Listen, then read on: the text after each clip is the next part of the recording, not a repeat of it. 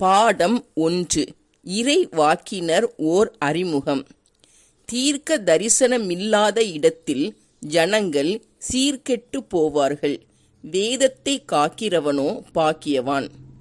அடிமையானவன் வார்த்தைகளினாலே அடங்கான். அவைகளை அவன் அறிந்தாலும் உத்தரவு கொடான். தன் வார்த்தைகளில் பதறுகிற மனுஷனை கண்டாயானால் அவனை நம்புவதை பார்க்கிலும் மூடனை நம்பலாம். நீதிமொழிகள் 29, 18, 19, 20. பாடம் 2. இறை வாக்கினரின் வகைகள். அதனால் என் வாயைத் தொட்டு, இதோ இது உன் உதடுகளைத் தொட்டதினால் உன் அக்கிரமம் நீங்கி உன் பாவம் நிவிர்த்தியானது என்றான். பின்பு யாரை நான் அனுப்புவேன்? யார் நமது காரியமாய் போவான் என்று உரைக்கிற ஆண்டவருடைய சத்தத்தை கேட்டேன். அதற்கு நான், இதோ அடியேன் இருக்கிறேன், என்னை அனுப்பும் என்றேன். ஏசாயா 6, 7, 8. பாடம் 3. இறை வாக்கினரின் பணிகள். கர்த்தர் தமது கரத்தை நீட்டி என் வாயைத் தொட்டு, இதோ என் வார்த்தைகளை உன் வாயிலே வைக்கிறேன்.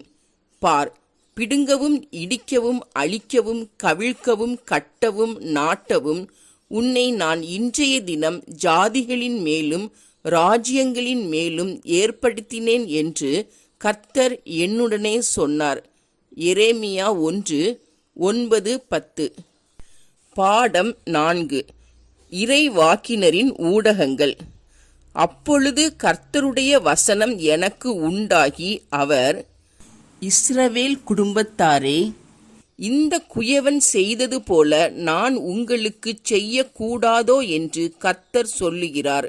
இதோ இஸ்ரவேல் வீட்டாரே, களிமண் குயவன் கையில் இருக்கிறது போல நீங்கள் என் கையில் இருக்கிறீர்கள்.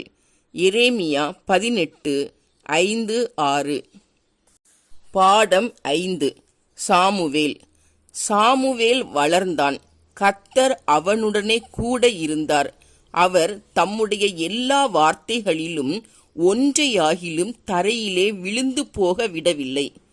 சாமுவேல் கர்த்தருடைய தீர்க்க தரிசிதான் என்று தான் முதல் பெயர்சபா மட்டுமுள்ள சகல இஸ்ரவேலருக்கும் விளங்கினது. 1 சாமுவேல் 3, 19, 20. பாடம் 6. நாத்தான். தீய நோக்கம் பாவமாம். பரியாசக்காரன் மனுஷருக்கு அருவருப்பானவன். ஆபத்து காலத்தில் நீ சோர்ந்து போவாயானால் உன் பலன் குறுகினது. மரணத்துக்கு ஒப்பிக்கப்பட்டவர்களையும் கொலையுண்ண போகிறவர்களையும் விடுவிக்க கூடுமானால் விடுவி. அதை அறியோம் என்பாயாகில் இருதயங்களை சோதிக்கிறவர் அறியாரோ? உன் ஆத்துமாவை காக்கிறவர் கவனியாரோ? அவர் மனுஷருக்கு அவனவன் கிரியைக்கு தக்கதாக பலனளியாரோ? நீதிமொழிகள் 24, 9 முதல் 12 வரை. பாடம் 7. எலியா. அவன் போய் கர்த்தருடைய வார்த்தையின்படியே யோர்தானுக்கு நேராயிருக்கிற கேரித் ஆற்றண்டையிலே தங்கியிருந்தான்.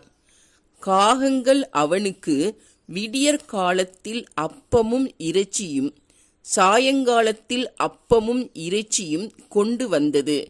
தாகத்திற்கு அந்த ஆற்றின் தண்ணீரை குடித்தான். 1 ராஜாக்கள் 17, 5, 6. பாடம் 8. எலிசா. நீங்கள் காற்றையும் காண மாட்டீர்கள், மழையையும் காண மாட்டீர்கள். ஆனாலும் நீங்களும் உங்கள் ஆடு மாடுகளும் உங்கள் மிருக ஜீவன்களும் குடிக்கும்படிக்கு இந்த பள்ளத்தாக்கு தண்ணீரால் நிரப்பப்படும் என்று கர்த்தர் சொல்லுகிறார். 2 ராஜாக்கள் 3, 17.